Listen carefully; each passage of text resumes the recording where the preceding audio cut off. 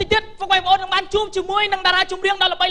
ប្រចាំរាជាណាចក្រកម្ពុជាសិស្សកម្ពុជាតារាបាទកម្ពុជាតារានេះក្រាន់និង DJ ជើបាទសោះរីសុរិយយកជាជំរាបរបស់ក្រោយចំណងជើងថាលុះពី fan បានតែអត់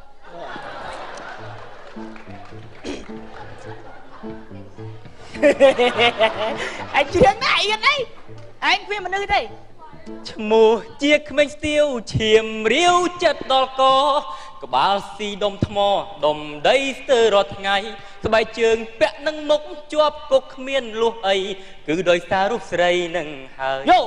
ឲ្យតែជាប់គុកបេះដូងលោតដុកដាក់ដៃជាប់ច្រវាក់អភ័យមិនទេពេលត្រូវទ្រនកម្មក្បាលប្រេះស្រាមច្រើនធ្នេរោគឆ្លៃមិនត្រូវទេលោកអើយចេញពីគុកពេលណាខ្ញុំសន្យាលួចទៀតឈ្មោះត្រឹមជាស្ទាវបេះ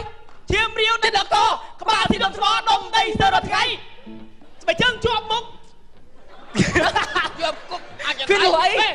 អញចេះអញចាំហើយអញចេះបើជើងជាប់នឹងមុខតែបើជើងពាក់មុខជាប់គុកគឺលុះអីព្រោះតែស្រីនឹងហើយពេលជុំជាប់គុកបេះដូងលុតលុកដាក់តែជាប់ច្រវាក់អភ័យមិនទេទៀតអភ័យមិនទេទៅធ្វើរនកម្មក្បាលប្រេះច្រើនទេជំរងឆ្លើយត្រូវទេបានលោកអើយចេញពីគុកពេលណា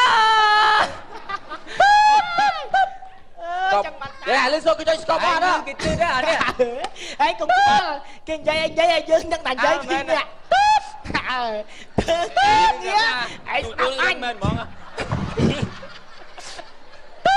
អូយខុសគូលើចោលដល់មកកង់ទៀតតេលេអស់ថ្ម